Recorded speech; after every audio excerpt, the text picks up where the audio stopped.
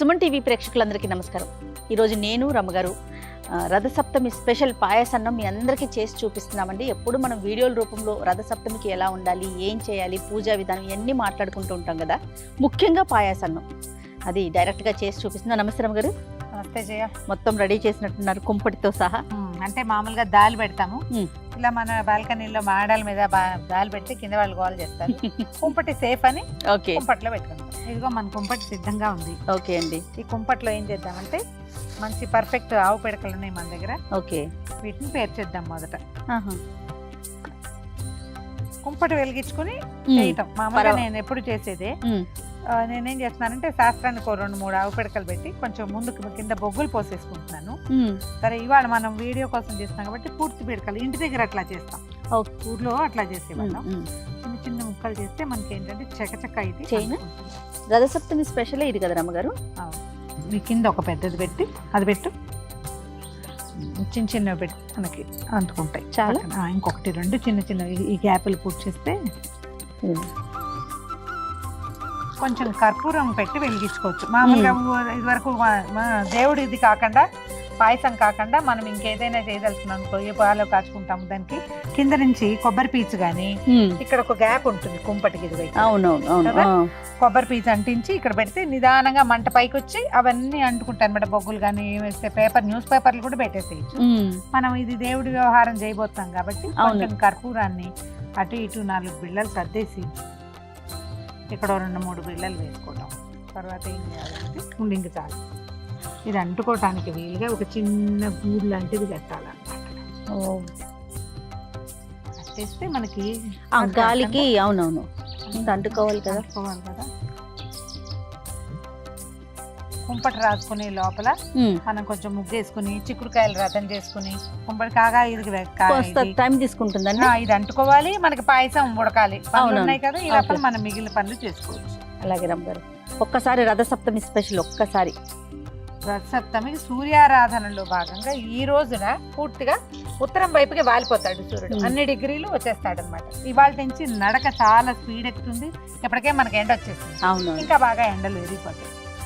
ఇంకొకటి 2 కర్పూరం ఏమన్నా ఇక్కడ వేసింది పక్కన కూడా అనుకుంటుంది. మనకి చక్కచక్క కావాలిగా. ఇక్కడ 1-2 ఈ పైన గాలి కదా, గబా గబా గబా అంటే. అవును, చాలు చాలా. కానీ చూడండి, ఎప్పుడు స్టూడియోలో ఉండే కన్నా బయటకు వస్తే పక్షుల అరుపులు, కేకలు, కిలకిలా రావాలి. ఎంత బాగున్నాయో. మొత్తం పోయి అంటుకుని చూసావా? అవును రమ్మగారు. ఇదిగో ఒక ఇత్తడి గిన్నె పెడదాం. ఇందులో ఈ గిన్నెని కడిగి పెట్టుకోండి. తడిగి ఉండాలి. పాలు పోసిద్దాం. ఒక 1/2 లీటర్ పాలు చేయ. ఓకే అండి. రమ్మగారు పాలు పోసి పెట్టాము. ఈ పాలు పొంగు రానివ్వాలి. ఈ లోపల మనం ఏం చేద్దామంటే చిక్కుడుకాయలు రథం చేసుకోవటము. బియ్యానికి ఇందులో 3 గుప్పెళ్ళు బియ్యం వేస్తాం. 1/2 లీటర్కి 3 గుప్పెళ్ళ లెక్క సరిపోతుందండి. అంతే. దానికి కొంచెం నెయ్యి రాసి పక్కన పెట్టుకోవాలి. 3 లెక్క ఏంటి రమ్మగారు? అట్లా ఏమన్నా ఉందా? ఏదైనా శాస్త్రానికి 3 చేస్తామండి. దానికి నెయ్యి రాసేసి పక్కన పెట్టుకుంటే ఇది పొంగు వచ్చేటప్పుడు మనం వేసేస్తాం. అంతే. పొంగి పొర్లి కుంపట్లో పడిపోక్కర్ల, పైకి వచ్చినప్పుడు వేసేస్తే సరిపోతుంది. మరి మనం రథం చేసేసుకుందామండి. ఈ పాలు పొంగేటప్పుడే సూర్యనారాయణ మూర్తి తండ్రి, నీ దయ వల్ల మా జీవితం, మా ఇల్లు, వాకిలి, మా రాష్ట్రం, దేశం అన్ని కూడా పాలు పొంగినట్టు సిరులు పొంగాలి. అంతే. ఎంతో బాగుండాలి అందరికి. ఓ దండం పెట్టుకోవటం. సూర్యుడు చక్కగా కనపడుతున్నాడు చూడు మన. అవునండి, అవును.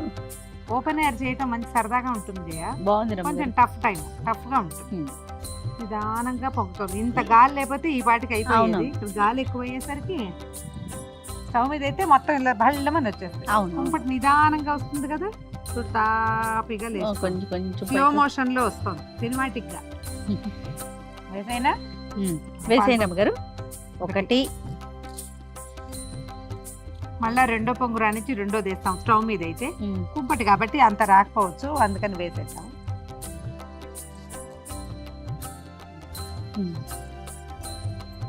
మూడు చిటికలు తీసివేయి నువ్వు కూడా. చిటికంటే తెలుసా? అది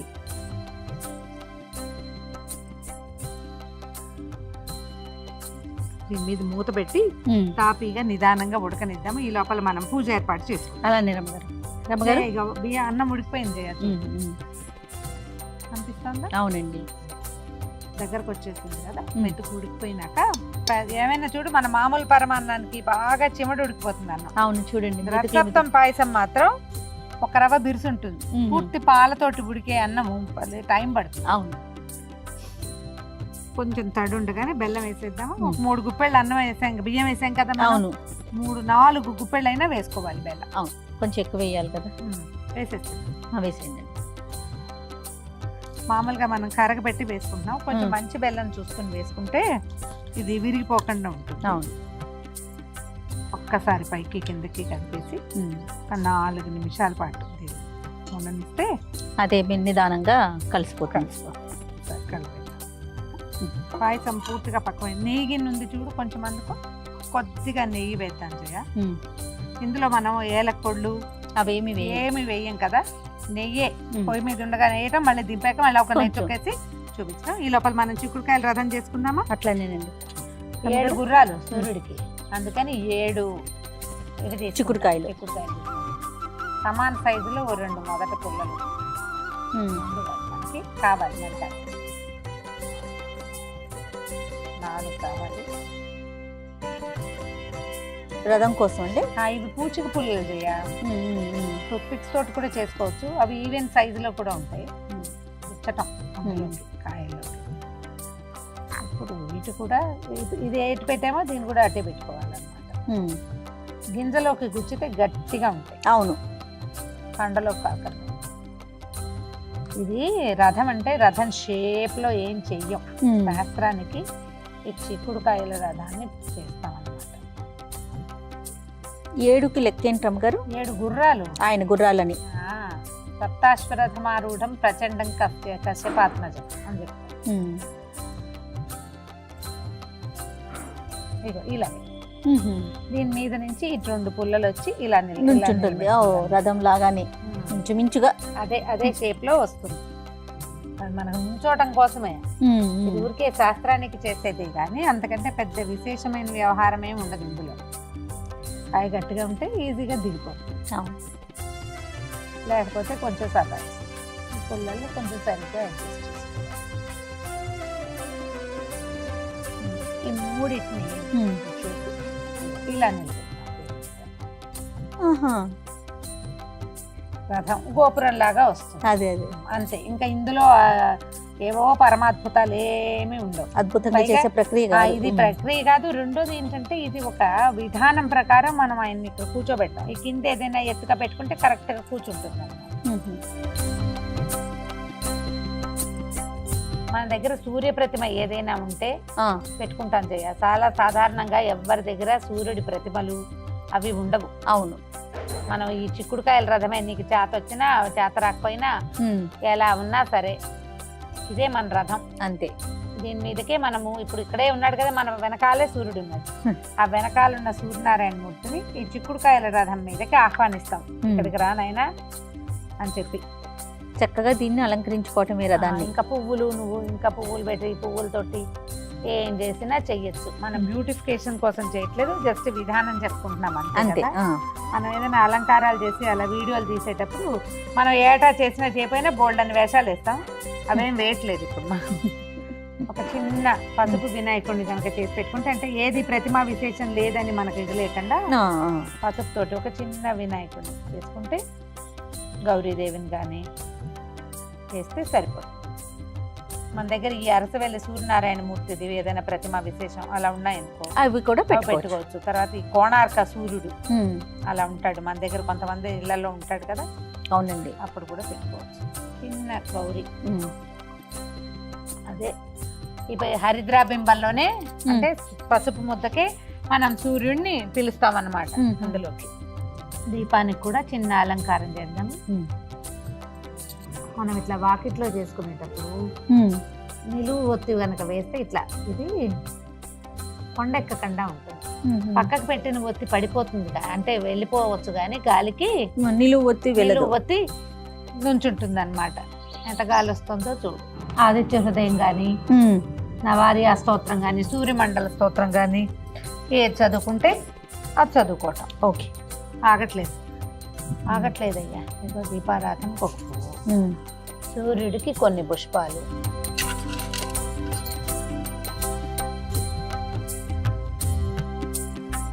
సర్వదా జయమంగళం తదేవ లగ్నం సుదినం తదేవ తారాబలం చంద్రబలం తదేవ విద్యాబలం దైవబలం తదేవ లక్ష్మీపతే తేంగ్రేగం స్మరామి గురుర్బ్రహ్మ గురుర్విష్ణు గురుదేవో మహేశ్వర గురు సాక్షాత్ పరబ్రహ్మ తస్మై శ్రీ గురవే నమః.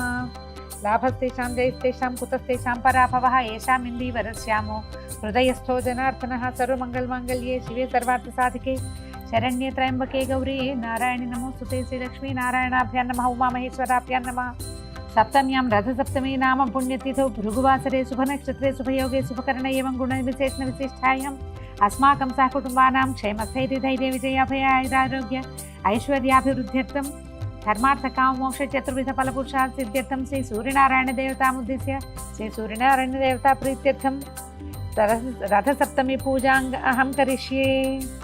రథంగ కలశారాధనం కరిష్యే ఏదో చేస్తాము. కలశాలు ముఖాలు విష్ణువులు అన్నీ చేసేసినట్టే. ఇదిగో నీళ్ళు ఉన్నాయి కాబట్టి ఇంక ఇబ్బంది లేదు. దానం పెట్టుకో జయ. జయ సదా సవితృమండల మధ్యవర్తి నారాయణ సరసిజాసన సన్నివిష్ట కేయూరవాన్ మకర కుండలవాన్ కిరీటి హారి హిరణ్మయవ పుర్ధృత శంఖ చక్ర. సూర్యుడికి 12 నామాలు ఉన్నాయి. ద్వాదశ నామావళి చెప్తారు. ఈ నెల రోజులు కూడా చదువుకోవచ్చు. మిత్రాయ నమః రవయే నమః అని చెప్తారు. ఈ 12 నామాలు ఒక మాట చదువుకోవటం.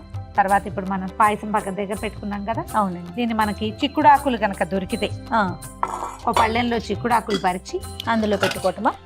అందులో పెట్టి నివేదన చేసేస్తామన్నమాట. ఈ సీజన్ వచ్చేసరికల్లా చిక్కుడాకులు ఒక రకంగా అవుతాయి జబ్బుగా. అవును రమ్మగారు, ఎక్కడ చూసినా ఇలానే కనిపిస్తా ఉన్నాయండి.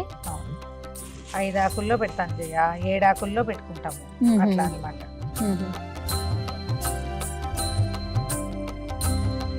మిత్రాయ నమః. ఈ నామాలు చదువుకుంటే మంచిది జయ. ఓం రవయే నమః, ఓం సూర్యాయ నమః, ఓం భానవే నమః, ఓం ఖగాయ నమః, ఓం పూష్ణే నమః, ఓం హిరణ్యగర్భాయ నమః, ఓం మరీచయే నమః, ఓం ఆదిత్యాయ నమః, ఓం సవిత్రే నమః, ఓం అర్కాయ నమః, ఓం భాస్కరాయ నమః. మనం ఏదైనా పళ్ళు అవి పెట్టదలుచుకుంటే అవి కొబ్బరికాయ కొడితే అది. నిజానికి ఇవన్నీ ఊరికే మనం చేస్తున్నాం కానీ పాయసమే ముఖ్య నివేదన. ఓం భూర్భువస్సువర్యేణం భర్గో దేవస్య ధియో యో నః ప్రచోదయాత్ తాపో జ్యోతిర సమత బ్రహ్మ భూర్భువస్వరం తత్వం తత్వేన పరిచించామి అమృతమస్తు అమృతోపస్తరణమసి. ఓం ప్రాణాయ స్వాహ, ఓం ఉపానాయ స్వాహ, ఓం వ్యానాయ స్వాహ, ఓం ఉదానాయ స్వాహ, సమానాయ స్వాహ. భాస్కరాయ నమః తాంబూలం సమర్పయామి. ఓం ఆదిత్యాయ నమః ఆనందకర్పూర నీరాజనం దర్శయామి. శ్రేష్టాంతాయ కళ్యాణితే నిత్యర్చనామ శ్రీ వెంకట నివాసాయ శ్రీనివాసాయ మంగళం మంగళాశాసన పదైర్మదాచార్య పురోగమై సర్వైశ్చ పూర్వైరాచార్యై సత్కృతాయ మంగళం. రథసప్తమి పూజా విధానం అంటే ఏదో విశేషంగా చేయాలనుకోవద్దు. పాయసం చేయటం చాలా ముఖ్యం. పొంగే పాలల్లో బియ్యం వేసి పాయసాన్నం వండటం, కొంచెం సూర్యబింబం కనపడే చోట ఒకసారి నమస్కారం చేసుకుని నివేదన చేయటమే. చిక్కుడుకాయలు రథం చేసుకుంటామా, చిక్కుడాకులు దొరుకుతాయా, వాటికంటే మన లోపల ఆస్థ చాలా ముఖ్యం. ఇంత వివరంగా నేనేం పెద్ద వివరంగా చేయలేదు, ఒక మాదిరిగా చేస్తాం. ఇంత మాత్రం చేసినా సరే మనకి లోపల ఉండటం, పగలు భోజనం చేసి సాయంకాలం ఉపవాసం చేయటమే దీని లక్షణం అన్నమాట. ఇదిగో మన చిక్కుడాకుల్లో ప్రసాదం తింటూడు.